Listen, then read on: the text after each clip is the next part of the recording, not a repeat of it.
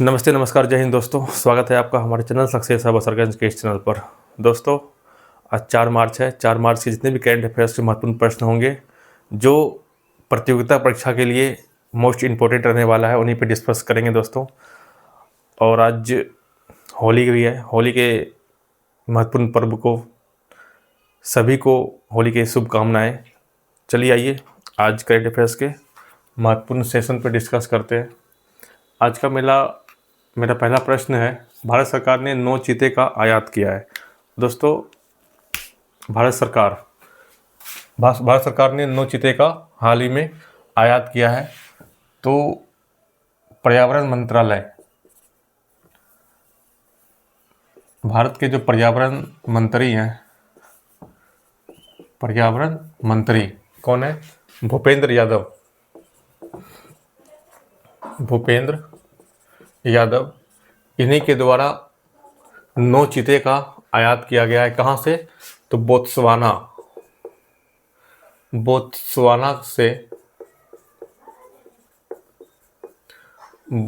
से 9 चीता यहीं से आयात किया गया है, जिनमें 9 चीते में से 6 मादा चीता है और 3 चीते जो है नर चीते हैं।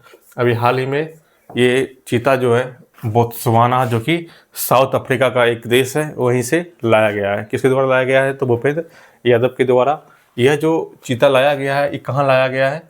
तो कूनो नेशनल पार्क में। कूनो नेशनल पार्क कहाँ है? तो मध्य प्रदेश में। मध्य प्रदेश के जंगलों में इन्हें छोड़ा गया है दोस्तों।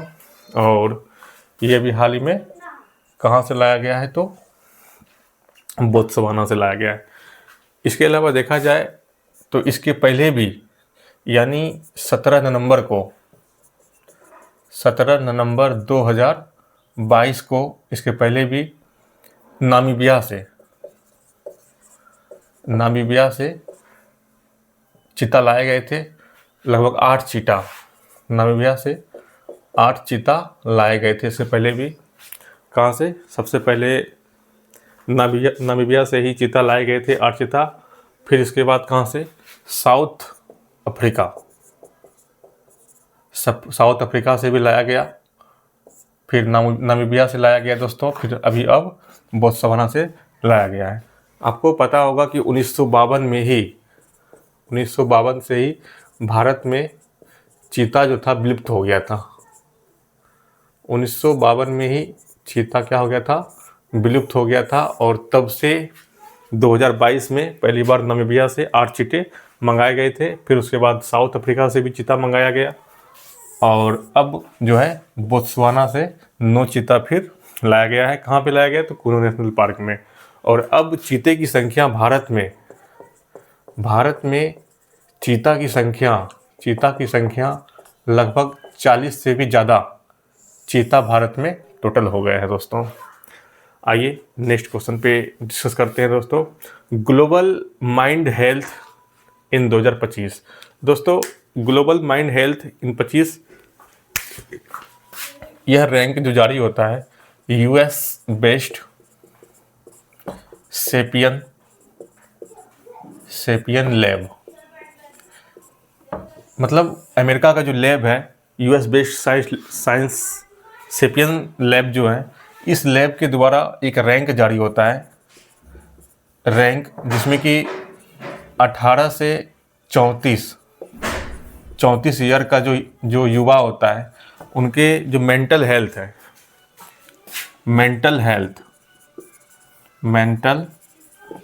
को लेकर एक रैंक जारी होता है, जिसमें कि टोटल 80 देश का रैंक जारी हुआ।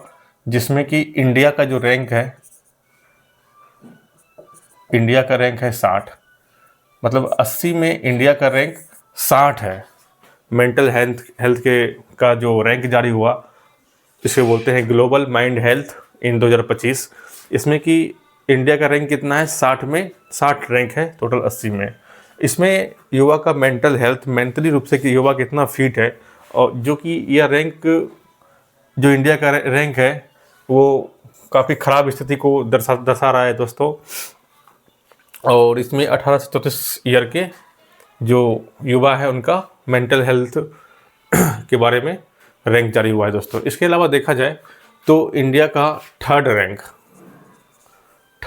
किस में है, तो एशिया पावर में इंडिया का जो रैंक है थर्ड रैंक है। और फोर्थ रैंक किस में है,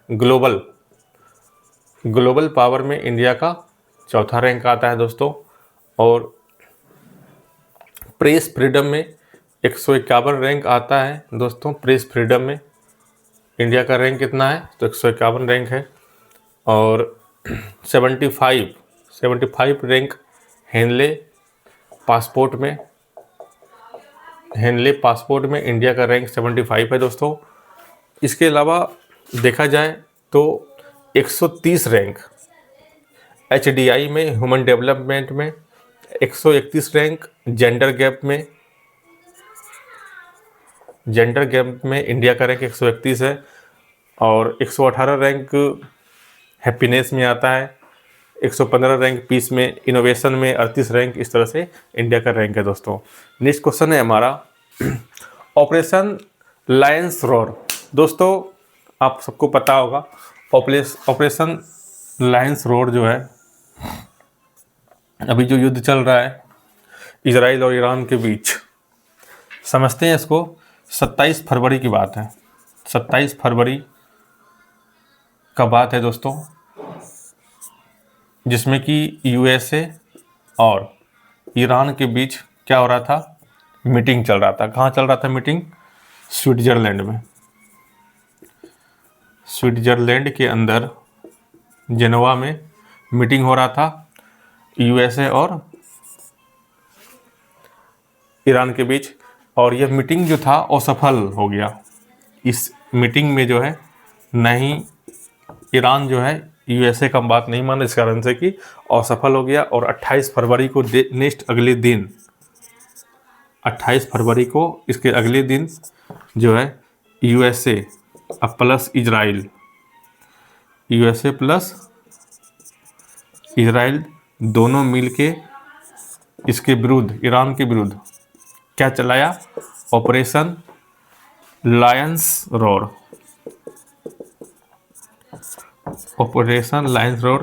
मतलब शेर की दहाड़। ऑपरेशन लायंस रोर चलाया USA और इजराइल मिलकर। ऑपरेशन किस पे चलाया, तो ईरान पे चलाया। और यह युद्ध ईरान के ऊपर चला दोस्तों। फिर उसके बाद जो है उसी दिन ईरान के जो सुप्रीम लीडर थे,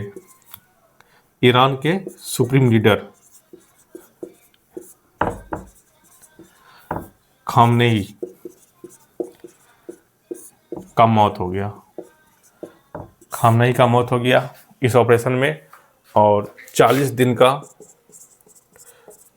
का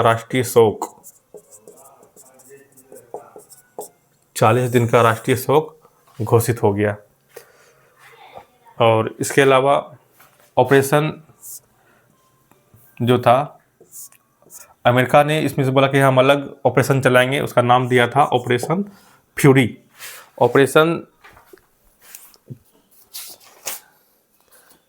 अमेरिका और इजराइल मिलकर जो ऑपरेशन चलाया उसका नाम था ऑपरेशन लायंस रोर। लेकिन इन सभी के बीच अमेरिका ने अपना अलग ऑपरेशन चलाया जिसका नाम था ऑपरेशन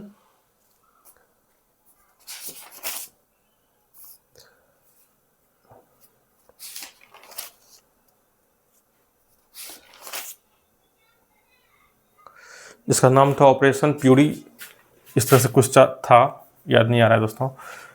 नेक्स्ट क्वेश्चन देखते हैं। खेलो इंडिया विंटर गेम्स 2026। खेलो इंडिया विंटर गेम्स 2026 ये 2 फेज में टोटल जो है, ये 2 फेज में हुआ था। 2 फेज में टोटल खेलो इंडिया विंटर गेम्स 2026 का आयोजन हुआ, जिसमें कि पहला फेज का जो आयोजन था यह लेह लद्दाख में। पहला फेज कहाँ हुआ था? लेह लद्दाख में। और दूसरा फेज जो हुआ था जम्मू कश्मीर में। जम्मू कश्मीर में कहाँ? तो गुलमर्ग के अंदर हुआ था सेकेंड फेज वाला। तो इसमें जो है इंडियन आर्मी जो है टॉप रैंक हासिल किया, जिसमें कि टोटल